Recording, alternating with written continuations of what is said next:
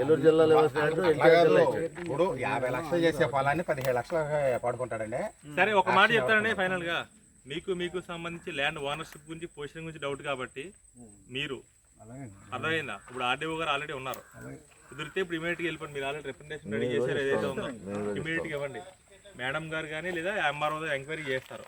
నా ఉద్దేశం ఏంటంటే మీకు డిస్ప్యూట్ ఉంది కాబట్టి సోమవారం నాడు ఉదయం 10 గంటలకు షార్ప్ 10 గంటలకు ఎంఆర్ఓ గారితో మీరు మీ కాగితాలు తీసుకునండి. మీరు కూడా రండి, ఇద్దరు వెరిఫై చేసి మేడం గారు వెరిఫై చేసి